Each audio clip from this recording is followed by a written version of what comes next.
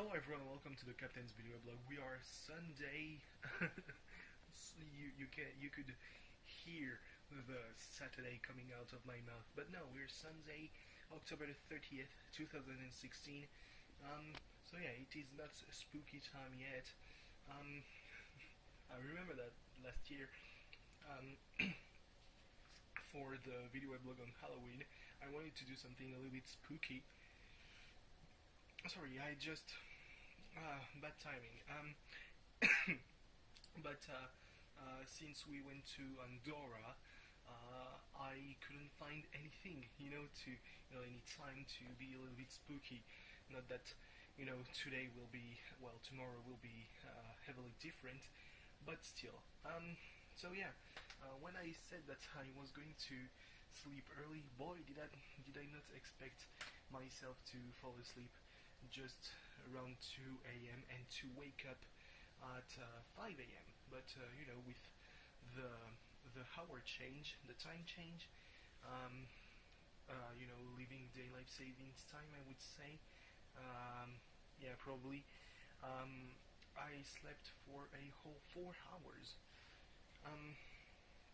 So yeah, the problem that remains is that with that, we are only a couple minutes away from the start of Hell in a Cell. I'm gonna watch it, but I'm still gonna record it because I'm not gonna watch it in the living room, as there are people sleeping right now. So I'm gonna set the DVR to record the show, and I'll watch it on my phone, and hopefully, I'm not falling asleep before the pay-per-view ends. Not that there would be anything really worth watching, since they announced at the beginning of the day there were pretty heavy rumors that the women would headline the pay-per-view, which would be apparently a first in WWE history, and which would have made sense because, as I said yesterday, Charlotte Flair versus Sasha Banks is really the only Hell in a Cell that really matters tonight. The only Hell in a Cell that should be a Hell in a Cell. So yeah, not having it, and we learned earlier in the night that, well, it wouldn't be the main event, which is kind of a bummer, really, because as much as Seth Rollins and Kevin Owens are, tremendous workers, it just doesn't feel right. If it had been Kevin Owens versus Sami Zayn, then I would have been all for it. Maybe even up the ante, loser gets fired or something like that. But no, it's only Kevin Owens versus Seth Rollins, and for good measure, I think that Chris Jericho might be involved. So yeah, it's not all bad. It's just that it's not that good. And that's concluding a very, very disappointing day. There's been the Marseille versus Bordeaux match that ended it was bad. It was a 0-0 draw, goalless draw. It was bad. But then again, it's probably more because of Bordeaux than Marseille, even though Marseille could have had more shots, especially with HIAC, who, he put one shot wide to the left and one shot wide to the right, and not even that wide. They were, they just, tickled the spot, but on the wrong side. And Bordeaux had very good goalkeeper that, Thauvin and, especially Thauvin can just, feel that he could have scored on twice on the two chances he got. Just that, Bordeaux didn't really want to play, and that's sad. Marseille really controlled the game. Maybe the midfield got and I don't know how I'm saying that, but the midfield got a little more livelier when Cabella got subbed in, And yeah, I mean, the one, well, maybe there are three players that have been great on Marseille's side. Three players being Thauvin, like every match really. If he's called by Didier Deschamps, not this time, but maybe next year, or even for the World Cup. That wouldn't surprise me because he's been really good. Maxime Lopez, who is amazing. This young lad, he's like 18 years old. He is just fucking wonderful. Had 100, touched the ball 100 times tonight,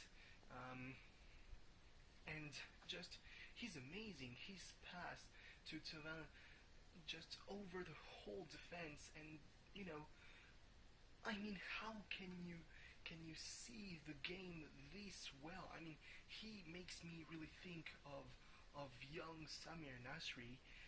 Hopefully, he is more well adjusted than Nasri, who just wasted years of his career. Despite his talent, he wasted years of his career in England, especially the last couple years in Manchester City, and he's doing very well in Spain, in Seville, and that's all the all the best you can wish to a player like him. Just bad attitude outside the field.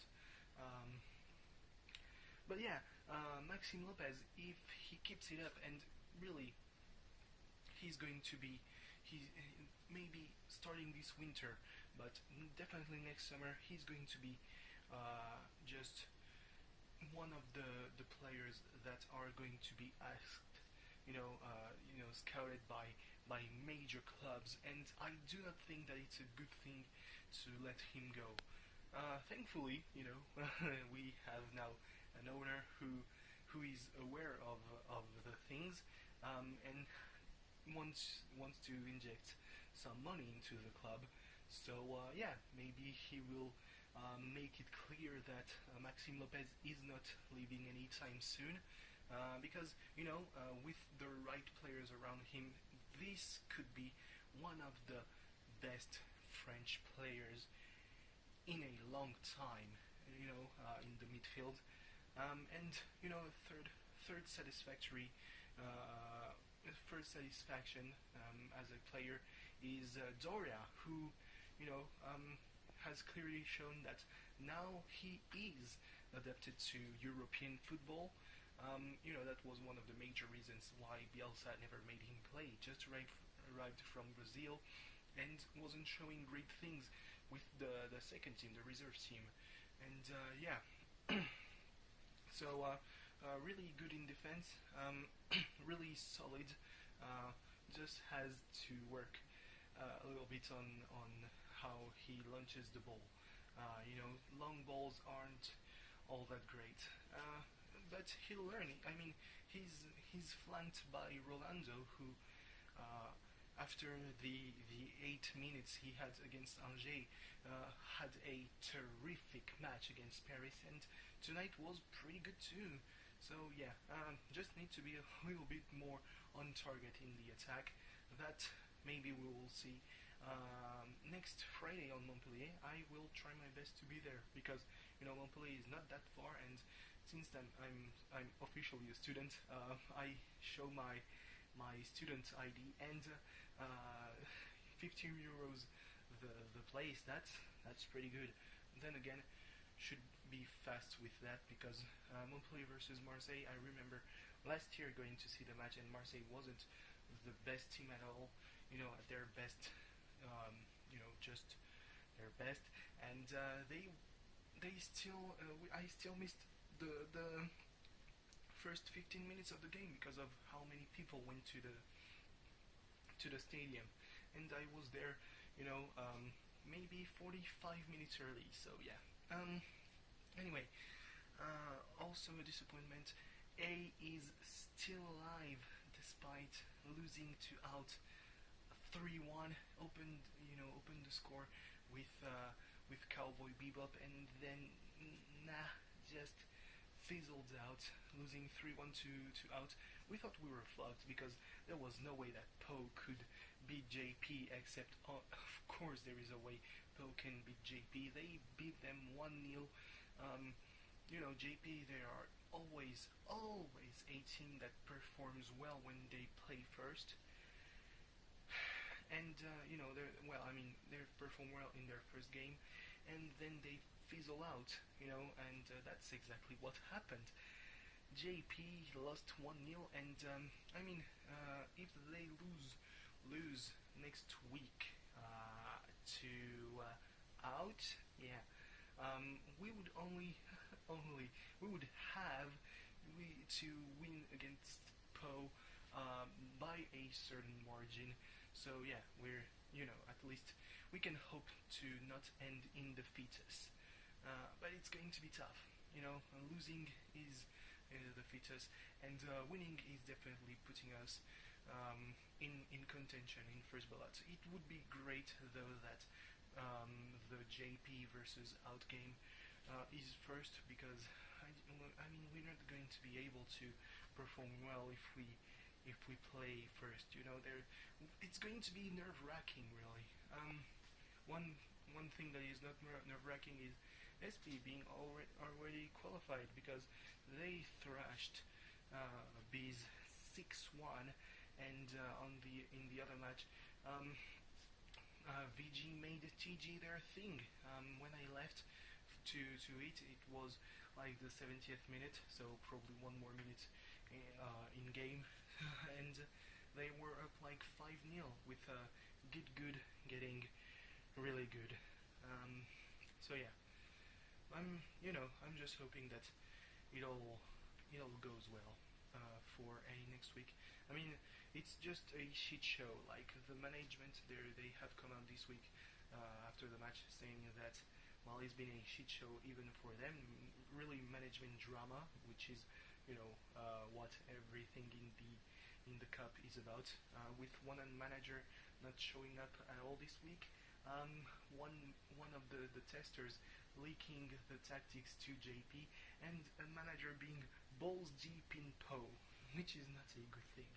So yeah, and for myself, really nothing happened, because after waking up at 5 a.m.